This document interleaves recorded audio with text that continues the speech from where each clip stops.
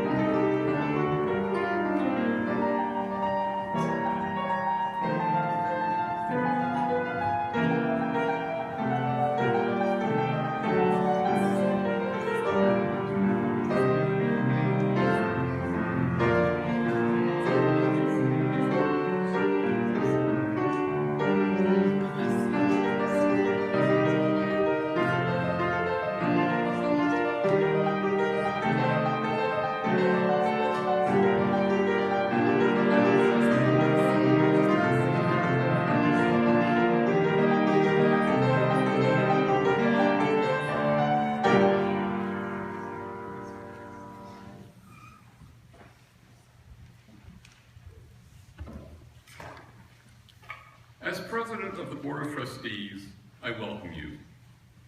Please feel at home. Welcome to our distinguished guests, our speakers.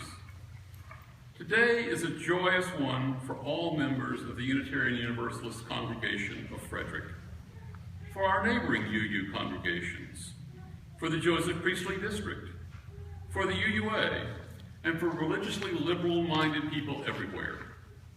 We have a wonderful, young, vigorous minister to install today, and are we proud of him.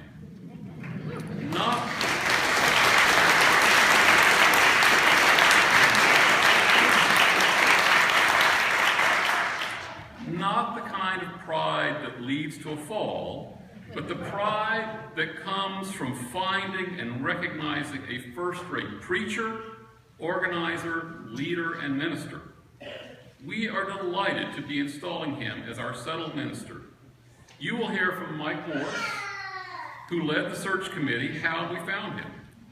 Gregg has already been with us for about 3 years, and he has made a difference in many ways. We have already been tested by the problems that humans cause. We know and trust him, and he trusts us. We look forward to many more positive changes. Welcome. I now invite you to rise in body and or spirit for our processional hymn.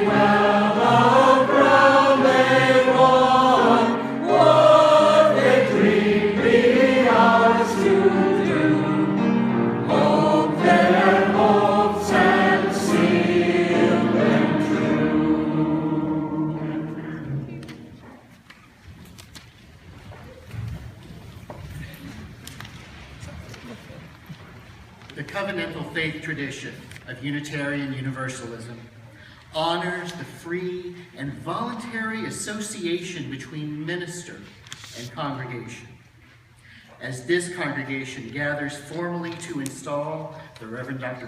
Gregg to the called ministry of the Unitarian Universalist Congregation of Frederick, may the flame we will light in this chalice, the symbol of our shared living religious tradition, inspire us by its light to discern the truth of all that is holy.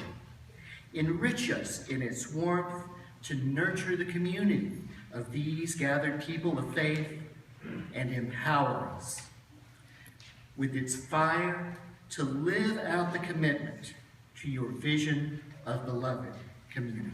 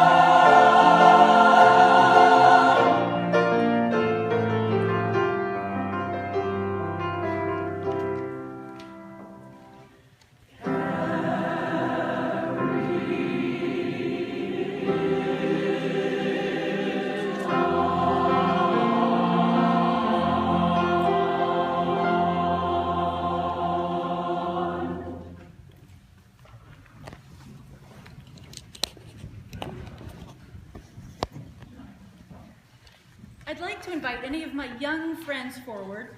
Anyone young at heart who would like to come forward as well, you're welcome to, and we'll help you off the floor. Come on up. I'm going to sit on the stool for safety. All right. Is anybody up? Come on, don't be shy. It's okay. Don't worry. All right. Now I need you to think back, way back, all the way back to September, a long time ago, when our religious education year began, and most of you in your classes took some time to come up with ideas for how you would be together in your classrooms on Sundays. And our youngest class, the preschool, kindergarten, and first graders, came up with these 3 rules for being together in class. Using kind words, listening to each other, making good decisions. Those are good. And then they signed their names. Sort of, yes. So as Janine Grossmeyer says in one of her stories, when we agree to follow the rules we make together, we are covenanting with each other. So that's a big word, covenanting. A covenant is a promise to each other about what we are going to do and how we are going to behave. Now, here's the interesting thing. Unitarians and Universalists also created a covenant after they merged in 1961. That's longer ago than September.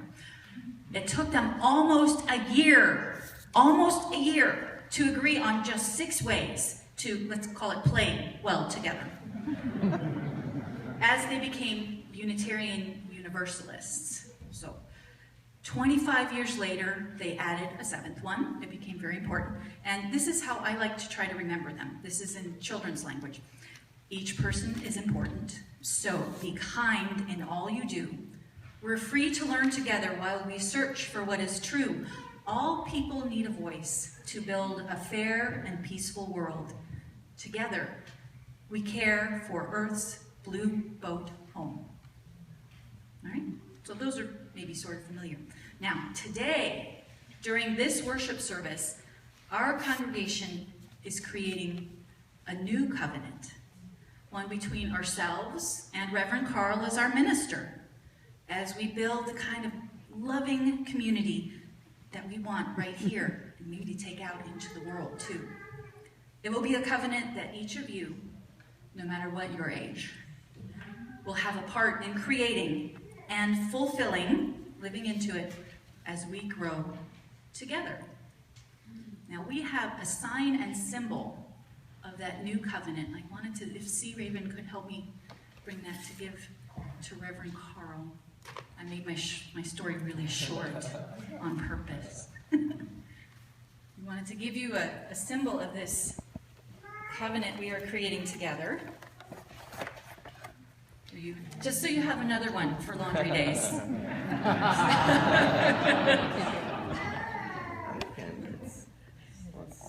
It's a You're all little putting tricky. it together. There you go. Eric, you can take care of this. Thank you. All right, thank All you. right. Thank you, everyone. All of you. All right, and we can go back, although the music is going to be pretty fabulous today, so if you want to stay, but we have some things to do back in the back, and I thank you for your attention.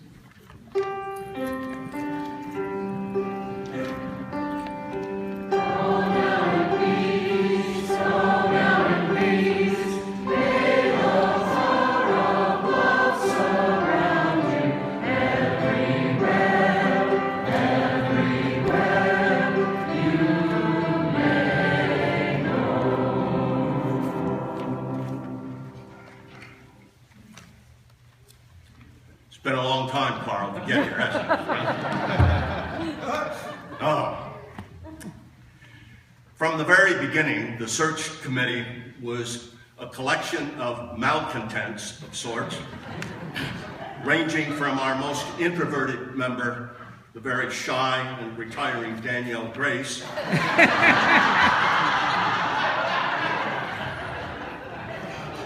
to our confessed, beloved, grumpy old man, Bill Butler. We worked largely by consensus in our deliberations, agreeing early on that if the past had taught us anything at all, we needed to dream big. And we needed to put behind us the shackles of the scarcity syndrome and the very frustrated contentment at best with mediocrity and the state of stagnation in what had become an untenable holding pattern for UUCF. The congregation had just completed an extraordinary campaign to raise funds for a full-time minister with almost explosive results.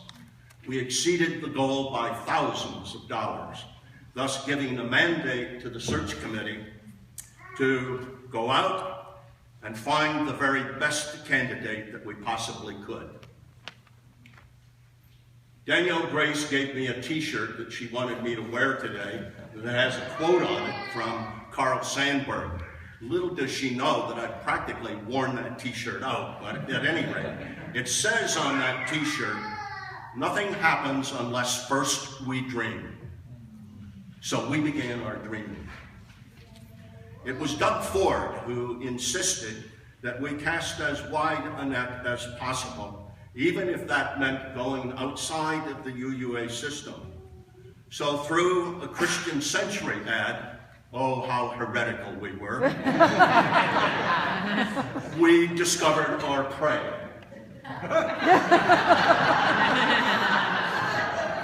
None other than a liberal, progressive, Baptist minister. Now you want to know what being heretical is all about. Mary Crum mentioned to her husband Carl, who has since died, that many in this congregation would consider the term liberal Baptist to be an oxymoron. And when Bill Butler interviewed a reference and asked how this progressive might fit with our diverse congregation, the response was, well, what would you expect of a man who married a Jewish woman in her synagogue? Our ad had a caveat in it that it would require any candidate from outside of the UUA system to seek what is called fellowship in the UUA system, having to walk through or run through or plunge through all of the bureaucratic hoops that entailed. We figured that anyone crazy enough to want to do that couldn't be all that bad. So we laid out our case. Dick Roblin wanted somebody who would afflict the comfortable and comfort the afflicted.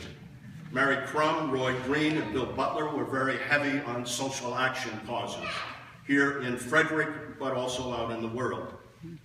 Doug pushed for the recognition of Virginia and Pennsylvania and even West Virginia. And Danielle Grace pushed for everything. And I simply tried to keep up, while also pressing very hard for the principle of radical inclusion of all of us in ministry together, with a leader set apart on the one hand, but also with us profoundly and deeply in all of our joys and sorrows, being a friend on the journey. As the anthem later on in this service states, we are one, and if we can't be one, we will fail. So we invited Carl to preach a mini-service in Dick Roblin's dining room, of all places. Roy Green was prepared for the worst, but he didn't get what he prepared for. Mary Crum was mightily impressed that Carl at one point pulled out his iPhone to make a gong noise to tell us time was up. A symbol, excuse the near pun, of what Carl might do for the dynamics of this congregation. On that occasion, Carl soared over the top, and we were sold. As far as we were concerned, he was in. The Kent consensus was deep and it was profound. So now Carl, after more than 2.5 years, coming up on 3, I guess, those 1,026.5 hoops you've jumped through, you are now in fellowship. And we have invited all of you here to celebrate with us on this occasion the installation of the Dr. James Carl Gregg. The work of the search committee is now completed. We begin a new journey. This is a milestone for Carl. It is a milestone for all of us at UUCF in our journey. but our journeys have merged. They have now become one. And the search committee of Danielle Grace and Roy Green and Bill Butler and Doug Ford and Mary Bowman Crum and Dick Roblin and yours truly, Mike Morse, is now truly done. As Danielle Grace says, we stepped up to the plate, and by golly, we hit a home run.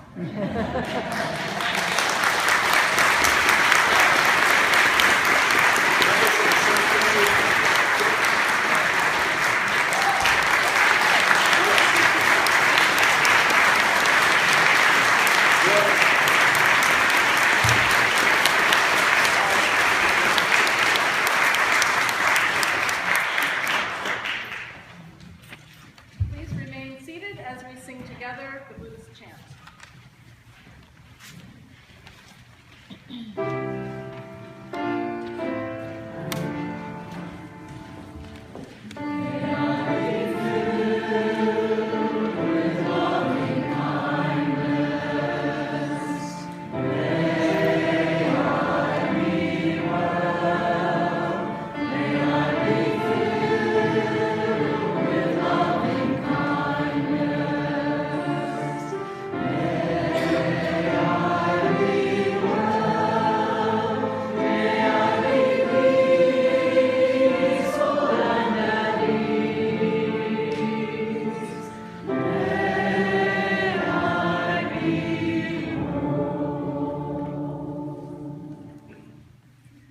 The following gospel lesson was also read at Carl's ordination 12 years ago.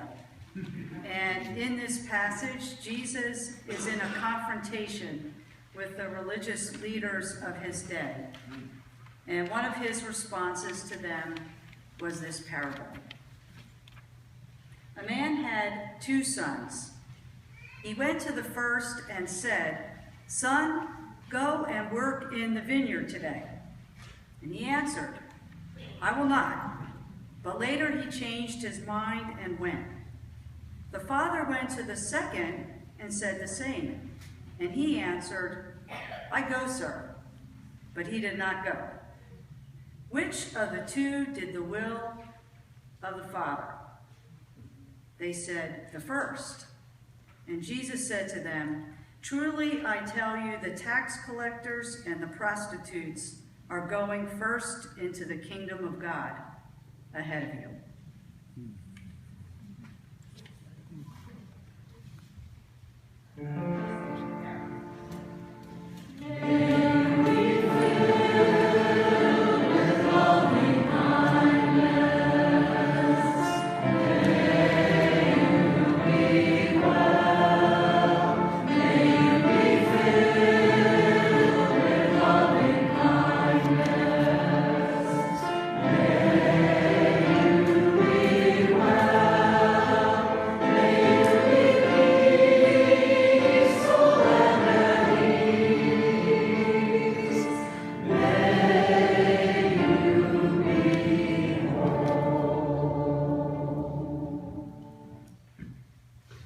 When an interviewer asked the 20th century Jewish prophet, Rabbi Abraham Joshua Heschel, what message he would want to say to young people if he only had 1 minute, Rabbi Heschel replied, "I would say, let them remember that there is meaning beyond absurdity. Let them be sure that every little deed counts, that every word has power, and that we must do our share to redeem the world, in spite of all absurdities, and all the frustrations and all the disappointment. And above all, remember that the meaning of life is to live life as if it were a work of art."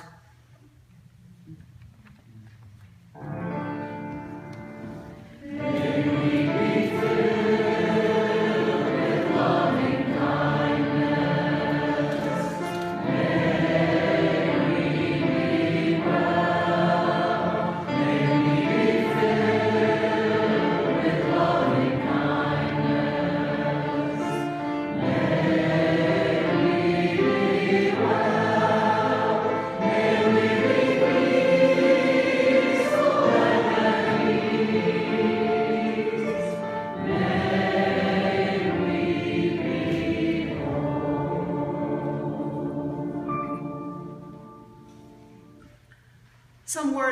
former president of the Unitarian Universalist Association.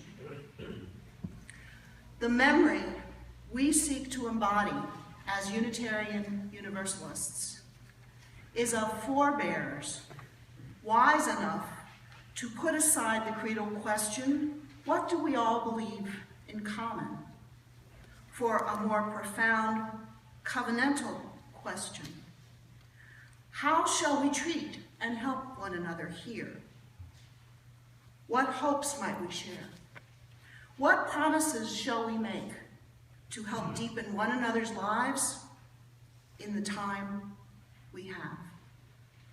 Words by John Bjorns.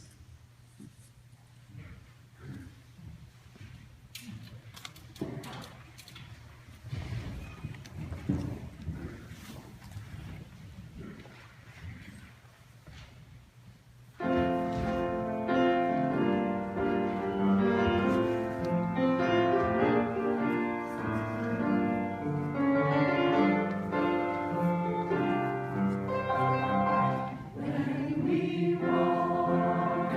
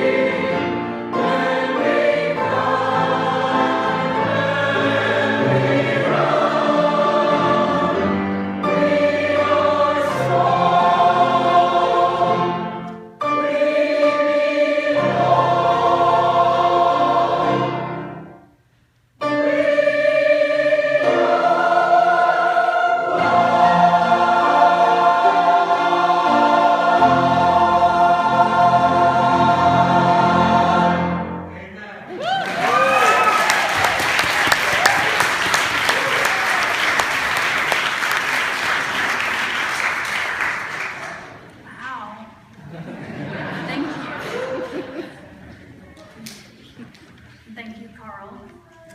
Thank you to the congregation for the honor of speaking with you today. What a beautiful crowd you are. And Laura, you were right about the music.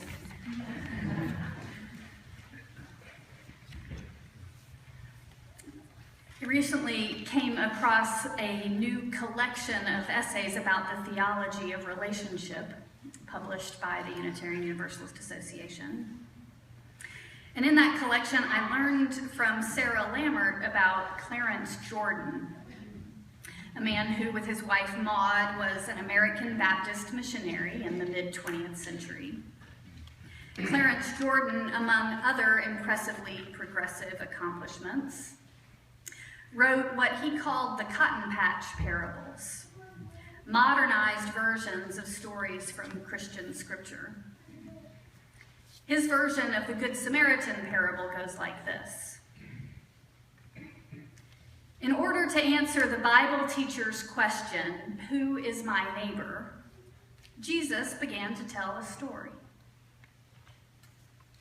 While he was on his way from Atlanta down to Albany, some gangsters attacked a man. The robbers took the man's wallet, brand new suit, and drove away in his car. They left the poor man beaten and unconscious on the side of the road. Not long after this incident, a white preacher came down the same road. When he saw the fellow, he stepped on the gas and went scooting on by. Soon after this, a white gospel song leader came by and he too stepped on the gas. Then it so happened that a black man was traveling down this road, and when he saw the fellow on the side of the road, he was moved to compassion and tears. Unlike the other two, he stopped and attended to his wounds and drove the man to the hospital in Albany. The white hospital, one might add, at great risk to himself. Then, Jesus, the rebel, asked the Bible teacher, "Which of these three would you consider to be your neighbor?" "The one who treated me kindly." Jesus said, "You get going and live like that." Who is my neighbor? Who are our neighbors? When we say and sing we, whom do we mean? Whom do we treat with generosity of spirit and genuine kindness? Whose rights and livelihood and freedom do we risk ourselves to defend? For whom does the Unitarian Universalist Congregation of Frederick exist? These are some of the questions on my mind on this day when we celebrate the shared ministry here. The shared ministry of this congregation, a pledge, a covenant, a commitment between the Reverend Carl Gregg and the members of the congregation, embodied in the ministry that together you offer to one another and to the world. It's a commitment that even more of us share with you.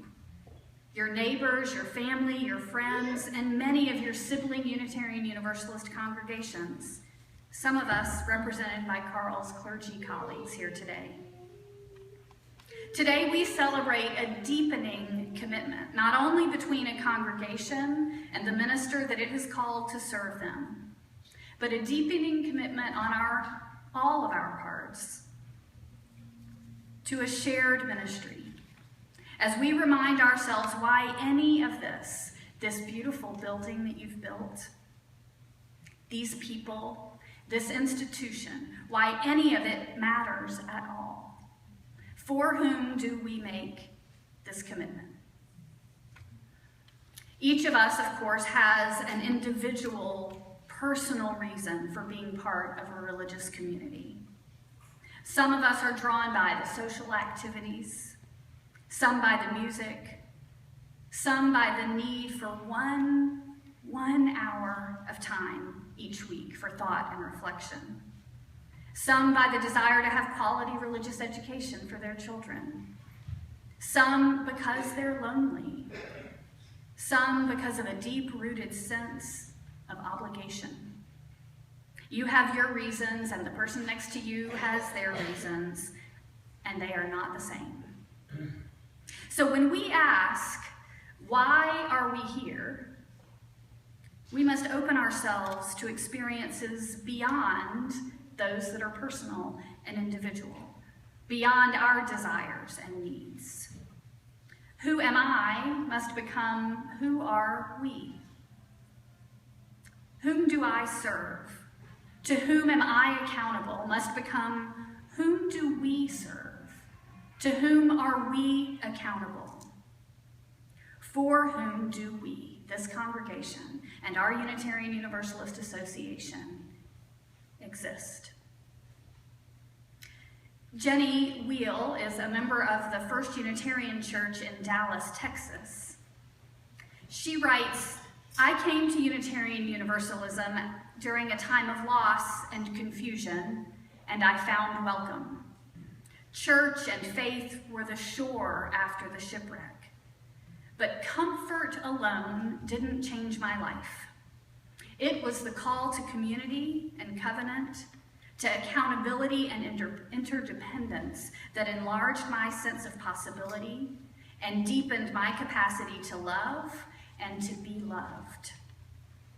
It was the call to community and covenant, accountability and interdependence.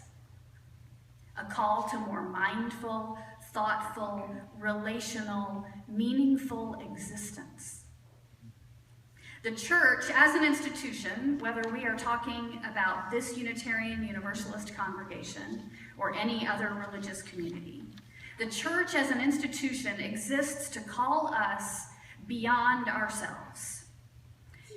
In telling ancient stories that remind us of our roots and traditions, in describing what God might be like, in imagining a more just and equitable world, in challenging us to give action to our words. In all these things, the church is reminding us that our lives have meaning, that we are not alone, that we are connected to one another, to the universe, to the source of our very being. The church calls us to look out and expand our perspective, to see the world and one another more honestly, more fully, to name the truths that we see, and to live as if more peace, more healing, more wholeness, more love is possible. As today, we recommit ourselves to a vision of Unitarian Universalist ministry, of UUCF's ministry in this community. We must remember that it's not a ministry merely or even mostly for me. It's a ministry for us. And as the poet Marge Percy says in her poem, The Low Road, the ability to act in the world starts when you say we, and you know who you mean, and each day you mean one more. It goes on one at a time, she says. It starts when you care to act. It starts when you do it again after they say no. It starts when you say we, and you know who you mean, and each day you mean one more. Do we know who we are? Yours is a ministry to the families that are here, the ones that are already a part of your congregation, and it's a ministry to the thousands more who are your neighbors, whose lives are intertwined with yours, whether they ever walk through these doors or not. Our Unitarian Universalist ministry is a ministry to the couple 100,000 individuals who are active in our congregations around the world, and to those who desperately need ministry like our congregations offer, but who haven't heard of us yet. And it's a ministry to those who will never hear of us, but who all the same will benefit from our living boldly, seeking justice, cultivating peace, celebrating life, a ministry that Unitarian Universalism can bring to the world. Reverend Lammert, who introduced Clarence Jordan to me and his admonition to get going and live like that, she suggests that a different world is possible. A more peaceful, just, and joyful world is possible. We can remember our more authentic, connected selves, but this requires discipline. Discipline to support the remembering of our deep belonging to one another and our world, and to that transcendent power of love. And as I think about that discipline, a discipline of remembering my deep belonging and connection, I find that I must also remember this sentiment expressed by the Reverend John Luopa. How delightful it is to learn that my perspective is always partial and can be expanded by risking honest encounter with others. I find that that is what I must recommit myself to doing at a time of celebration like this one, and over and over and over again, as a member of a religious community, as a Unitarian Universalist. I must commit to risking honest encounter with others. Such a simple concept, and yet not at all simple to live. To invite honest and sometimes conflicting encounters and perspectives. To say we, and each day to mean one more. But if I believe, as I do, what Reverend Lammert wrote, that a different world is possible, a more peaceful, just, and joyful world. If I believe, as I do, what Rabbi Heschel said, that every little deed counts, that every word has power, and that we must do our share to redeem the world in spite of all absurdities and all the frustrations and all the disappointment. If I believe, then I must take that risk. And part of the risk-taking discipline for me is to be deliberate in asking myself at every turn, for whom do I speak? For whom do I act? For whom is this true? Especially when I feel certain about the value or quality of something, from the ridiculous to the sublime. It is too cold in here. For whom is it too cold? That was a really bad choice. A terrible idea. Bad for whom? That program was not at all meaningful. For whom? People's needs aren't being met.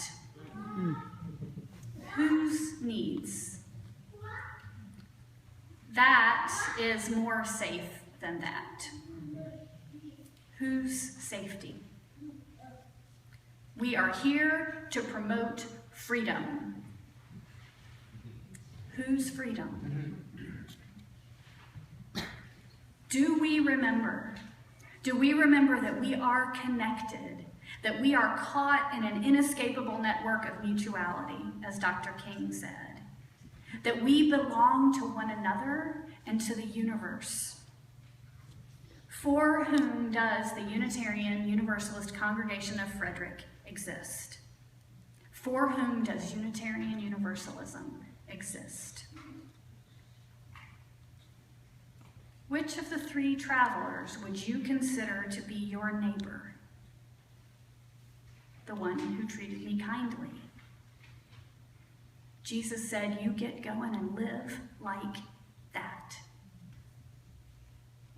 As you embark on this new chapter in the life of your congregation after more than 50 years of ministry in Frederick, taking steps to fulfill a great vision, to deepen your ministry, as we all hear an invitation to recommit to a vision of Unitarian Universalism's ministry in the world, May we look beyond ourselves and see not only one another, but the neighbors we haven't even met yet. Let us ask ourselves, as Reverend John Burens encouraged in the reading we heard earlier, how shall we treat each other and help one another? What hopes might we share? What promises shall we make to help deepen one another's lives? You get going and live like that. Amen. Amen. Please rise and bow to your spirit.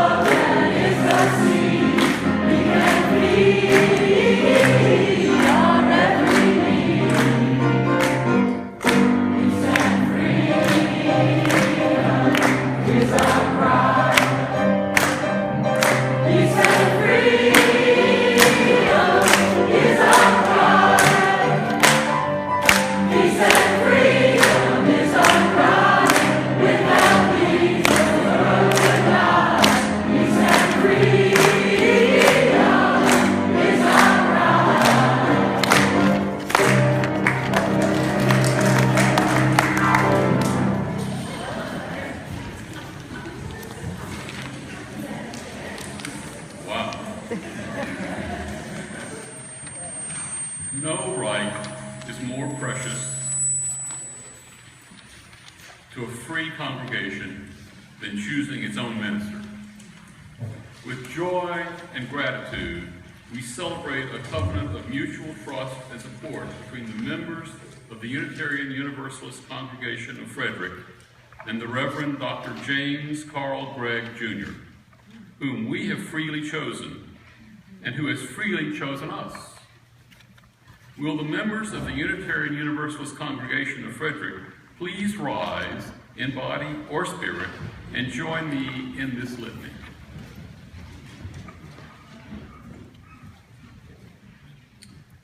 We pledge our commitment to a shared ministry in this congregation and community. We offer you, the Reverend Dr. James Carl Gregg, Jr., a free pulpit and ask that you preach the truth as you know it. We pledge to the best of our ability to journey with you, to speak the truth in love, to dwell together in peace, and to live in right relationship with ourselves, the wider community, and the earth. We have called you to be the settled minister of our congregation. Will you accept this responsibility?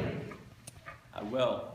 I pledge my consecrated efforts toward our shared ministry, and to the best of my ability, I will speak the truth in love, minister to our joys and sorrows alike, and guide us in the ways of peace with justice.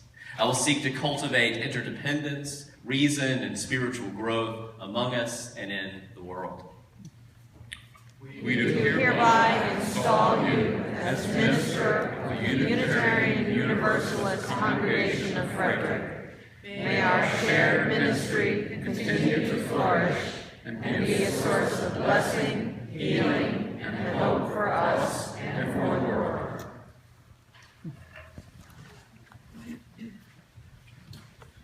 I'm going to ask everyone please to rise. We together are going to just do a gesture, a simple gesture, an act of blessing and an act of connection. And physically, we will express our mutuality with our bodies by reaching out with these things we have. These things which can bless and can curse. These things which can help and can harm. These things that can unite and divide. This moment, we choose to connect, to help, to heal, to bless. The essential call of minister and ministering community is between this man and his leaders. And so I'm going to ask the leaders of this congregation to come forward first. Members of the board, or, yeah, what the heck. And I'm going to ask you to place your hands on this man. And then I'm going to ask everyone, family and friends and all of the colleagues, to please step into the aisles and come and be here and place a hand on this man.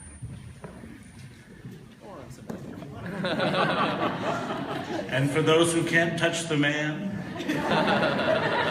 touch somebody who's touching. We have this interconnected web of existence of which we are a part, and this is such a tiny part. But here we are.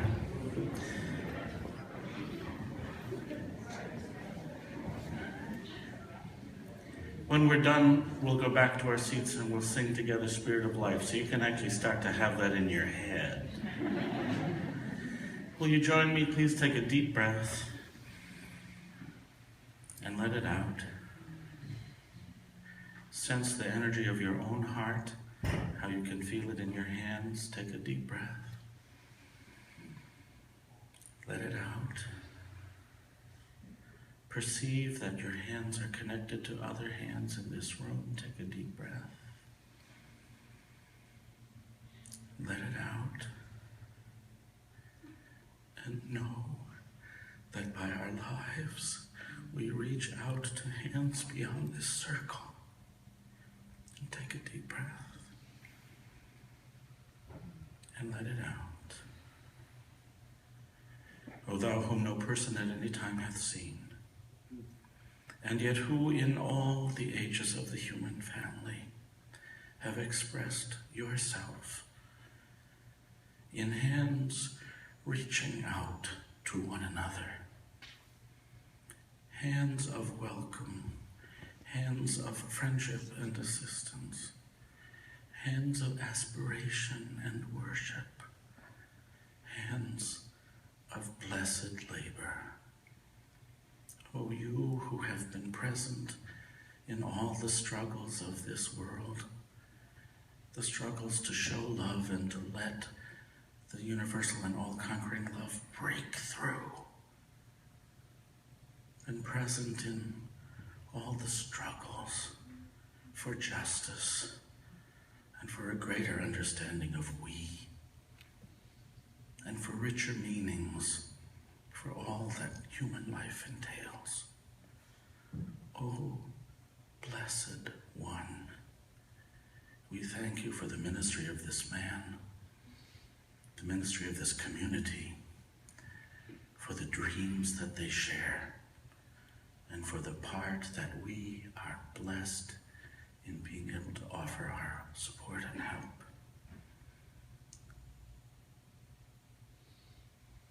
Fill this place with hands ready to do and to be by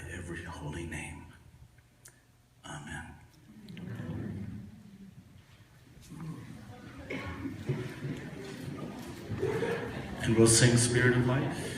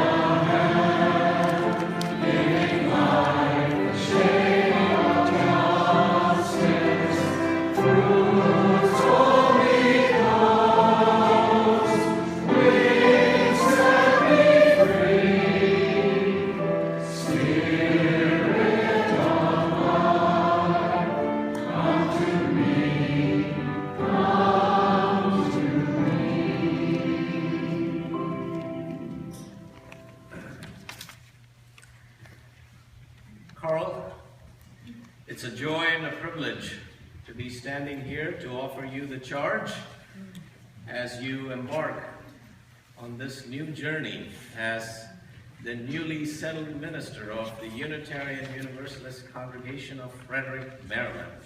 All right.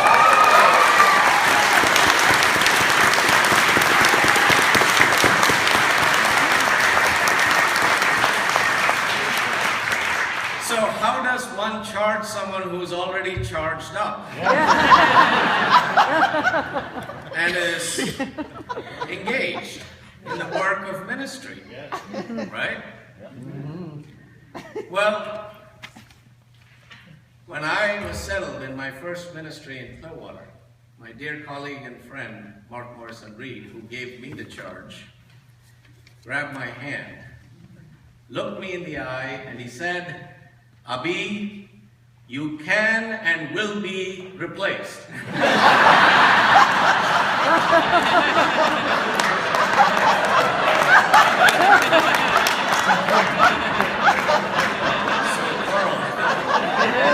Can and will be replaced.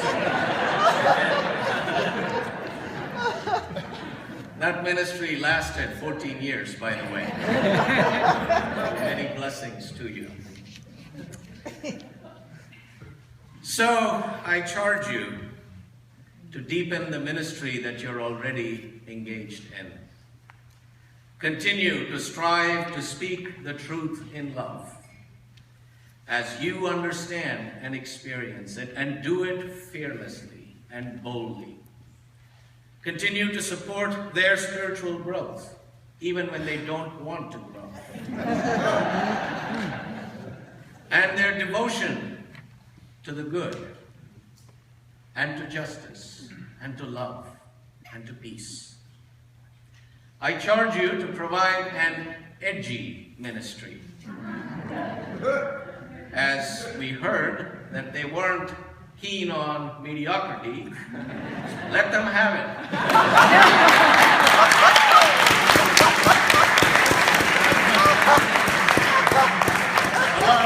Allow yourself an edge. Much sharpness in your discernment. And as my colleague, the Reverend Barbara Peskin, told me, some of the bile of the prophets who could not stomach deceit, oppression, or injustice. Afflict the comfortable while continuing to comfort the afflicted, especially those who live and move on the edges, the margins. So prophesy. Let our history speak through you to the needs of this time and the people you serve and the community you live in. Let yourself be swept up, raised up, carried on wings, lifted by the voices of all those ministers, poets, sages, ancestors, grandmother, who cried and sang and gave their lives so that you could be here today. I charge you to be grounded. For you see, the accelerated, speed-addicted, instant gratification, Twitter-seeking age in which we live demands a grounded and a grounding ministry. Our lives are so harried and rushed. Our hearts and souls are anxious, and our relationships more neglected than ever. So ministry in our age demands us to be grounded, indeed to help us stop, to see our lives more often, more constantly, our lives not as they seem as they pass us by, but as they will remain when their story is over. Now remember to cut yourself the same kind of slack that you so generously and readily do for others. So be present to yourself. Be present in the moment, sometimes as if it is your last moment. So I charge you to remember that ministry is not all that you do in your life. Work hard to create a life apart from this wonderful congregation, because that will certainly sustain and nourish you. And I charge you to always remember what it is that deserves your complete loyalty and devotion. Not this congregation, not even our faith, but Atman, the God within, the power at the heart of all things. Give this your ultimate allegiance, not to indulge yourself, but in order to nurture and tend the Godhead within you, and thereby the Godhead within everyone. Because this is your source of strength.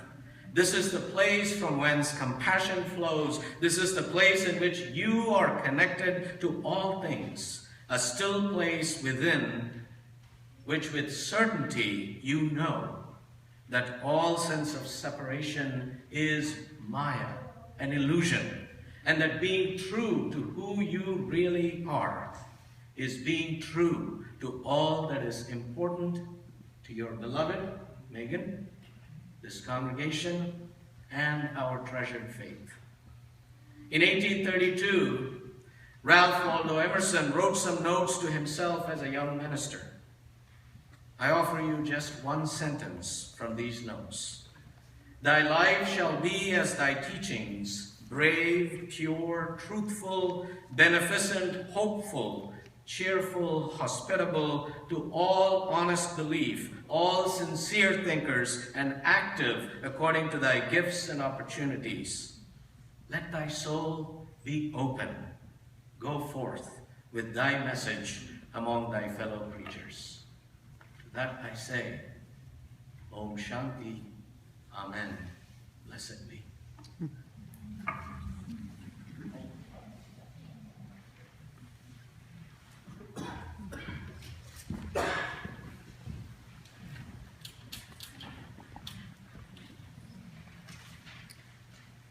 I have the honor today of giving the charge to the congregation, which is probably the closest I ever get to being allowed to tell congregations what I think they should do.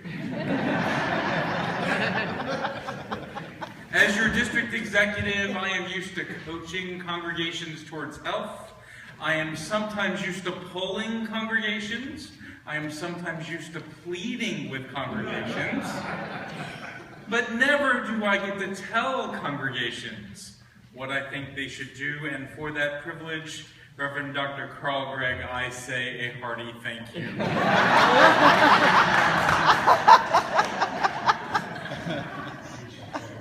Because of my lack of experience at this, I thought that I should limit myself to telling you, to charging you with just one thing.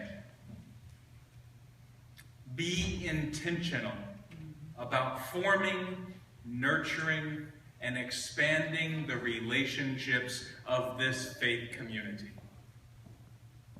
That's all. be intentional about forming, nurturing, and expanding the relationships of your liberal faith community. We begin today with the relationship that you are naming and claiming with your installed minister, the Reverend Dr. Carl Gregg. I charge you to be intentional each and every day, each and every meeting, each and every pastoral care conversation. Be intentional about forming, nurturing, and expanding the relationships with your liberal faith community.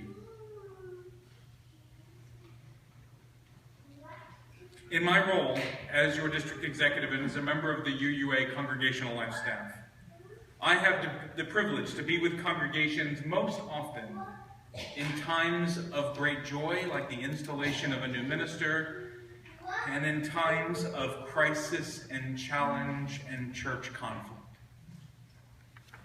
All congregations have times of crisis and challenge and church conflict. All congregations experience anxiety and fear. At some times, all congregations have structural challenges and systemic brokenness. At some point, there is no such thing as the perfect church. And yet, when I am invited into a congregation that is having conflict and tension, challenge, or anxiety, and I find that they are being intentional about caring for their relationships, caring for each other, I know in my heart all will be well. It is when relationships are broken, when people have chosen up sides, when winning or losing is more important than your fellow congregational members. It is only then that I'm disheartened. And so, on this rare occasion that I get to tell a congregation what to do, to charge you, I tell you to look to each other. And I mean that literally right now in this moment. Look to each other. Really, look around the room. Look for someone you do not always get along with.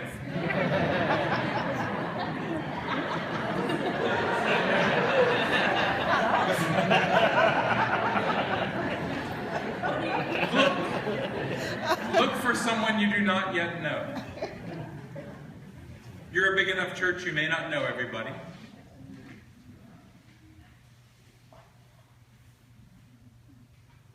Look for someone that you do not always, which you have felt strained in relationship with sometimes in the past.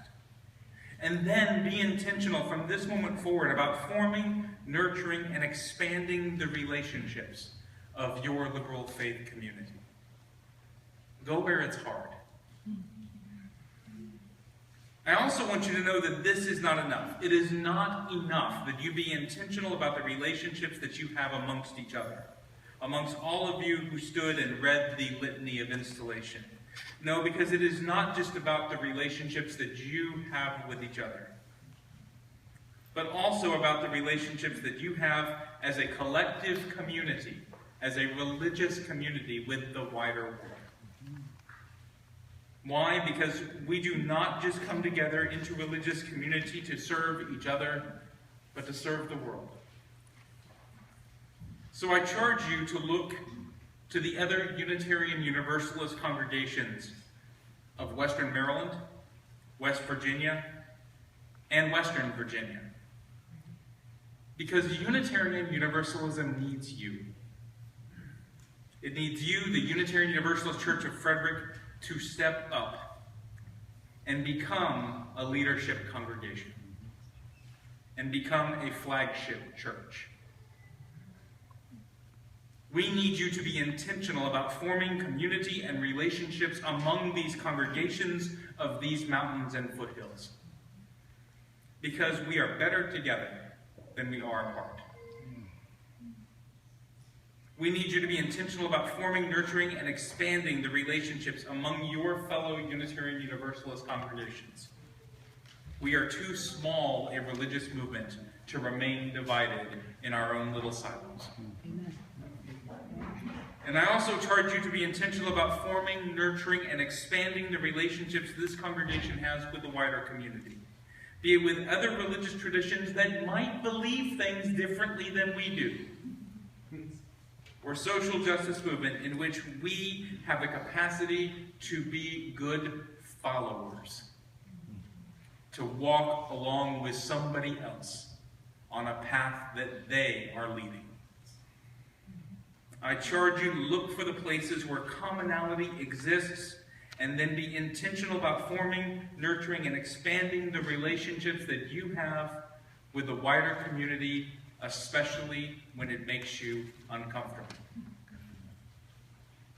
Because it is in the strength of our relationships, be that they relationships among all of you, the relationship you form with your settled minister, the strength of the relationships among the congregations of this part of the country, and the strength of all people of goodwill working for justice. It is in the strength of those relationships in which there is power.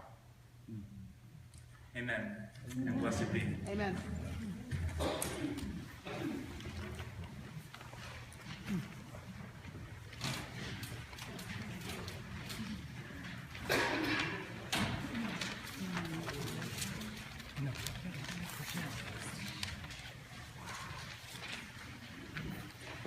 It is said that the goddess of wisdom, Athena, sprung whole cloth from the head of Zeus, her father.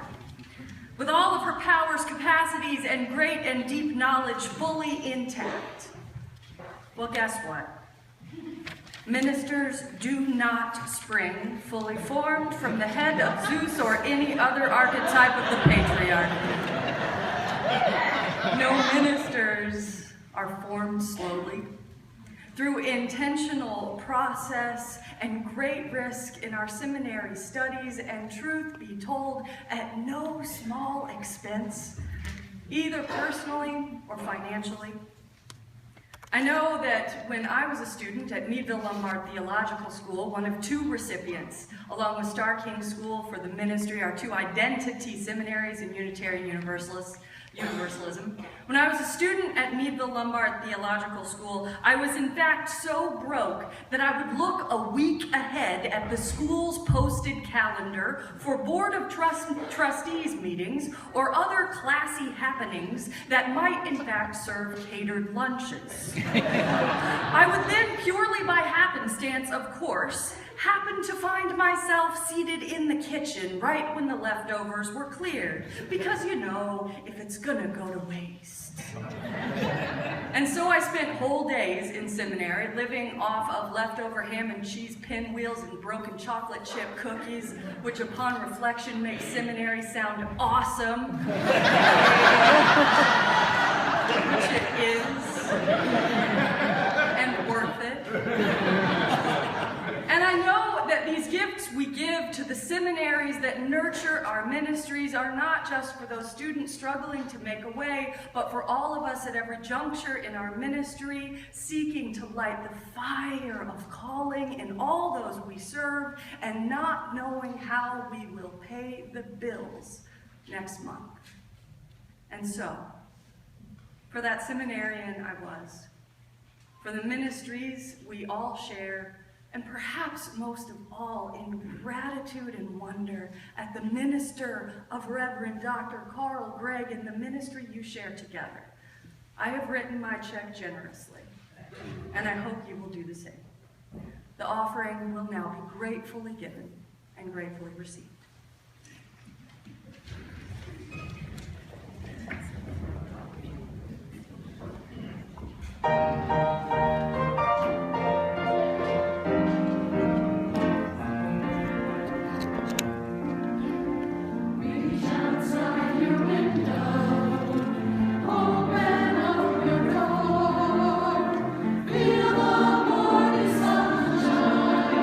That's what sunshine's for.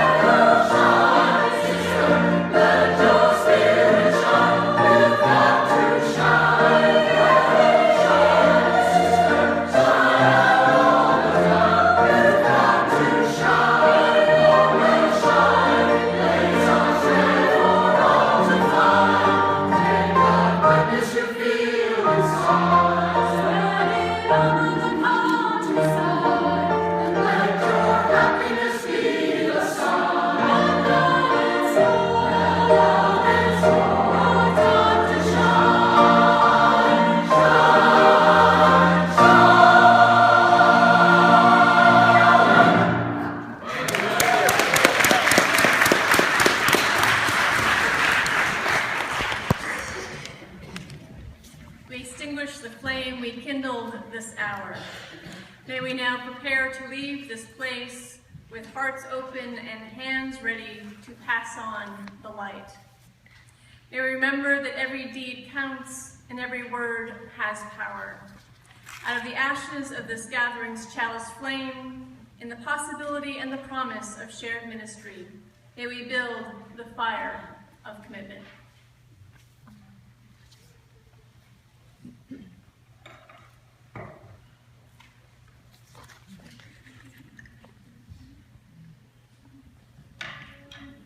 Thank you all for your presence here today. You honor me, you honor this congregation. Again, so excited about the shared ministry that will continue, and we hope that you won't just turn left and flee. If you're able, we hope you'll stay. We have a great reception planned. It's kind of scattered around. You kind of have to keep going to find it all. There are the coffee and cake pops in the atrium, this room right behind here. And then if you turn right, the educational wing, the walls is our Blanche Ames Art Gallery. We have a new exhibit up, so we hope you'll enjoy that. And as you do so, you'll see on your right, there will be drinks there, but also 113 and 115. There are some hors d'oeuvres and fruit there, but also there's going to be butlered hors d'oeuvres. So if you kind of keep moving, there's three different, you collect all three. And that's happening as well. So, again, grateful for your time here. And as we prepare to go from this place, continue your journey walking in love. Care for one another and care for this one earth. Do justice and make peace. And know that whatever taste or touch you've had in this time and place of hope, of love, of peace or joy, that goes with you out into the world. So live boldly and with thanksgiving. Amen.